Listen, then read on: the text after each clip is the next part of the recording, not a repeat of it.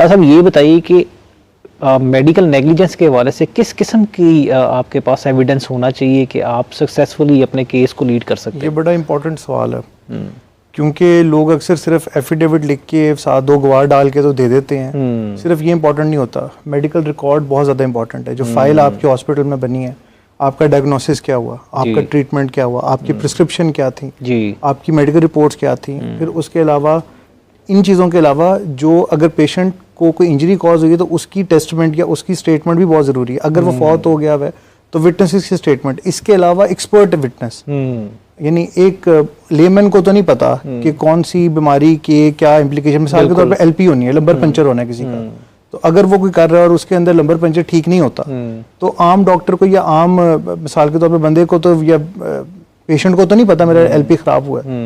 ये तो एक्सपर्ट बता सकता है वहां पे। फिर उसकी स्टेटमेंट, किसी ने एक इन्वेसिव सर्जरी कर दी, हालांकि वो मामला नॉन इन्वेसिव सर्जरी का था या शायद सर्जिकल इशू ही नहीं था, वो मेडिकल कोई ट्रीटमेंट हो सकता था उसका जी। तो इस सारे सिनेरियो में जो स्टेटमेंट ऑफ एक्सपर्ट है वो बहुत ही ज्यादा, इवन कमीशन भी इस तरीके को एम्प्लॉय करता है। कमीशन भी ऑप्शन देता है, 3 आपको देता है वहां पे एक्सपर्ट्स के नाम, एक्यूज को, और कहता है इसमें से आप सिलेक्ट कर लें। अच्छा, वो उसमें से सिलेक्ट करता है, उसकी स्टेटमेंट आती है। सही। ये भी राइट होता है कि अगर उसकी स्टेटमेंट एक्सपर्ट की उसके खिलाफ आती है तो वो एप्लीकेशन दे सकता है कि जी कोई और एक्सपर्ट बुला लें। वो फिर 3 का पैनल देते हैं। अच्छा। इसमें से कोई सिलेक्ट कर लें। ठीक। फिर अगर एक्सपर्ट का व्यू आपके जो भी प्रोफेशनल है उसकी प्रैक्टिस के खिलाफ जा रहा हो तो वो उसके खिलाफ। अच्छा, एक पॉइंट और बहुत ही ज्यादा जरूरी है, मिस ना हो जाए।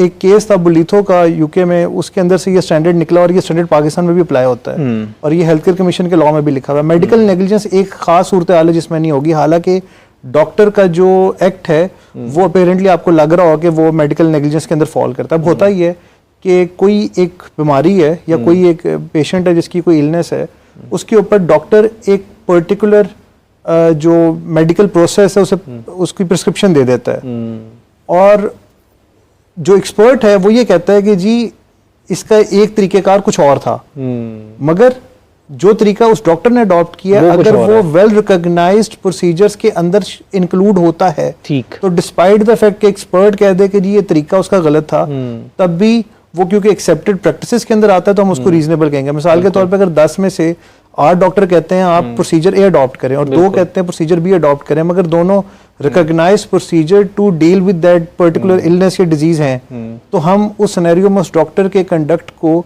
Falling below the reasonable standard of care expected from that medical practitioner consider नहीं करेंगे।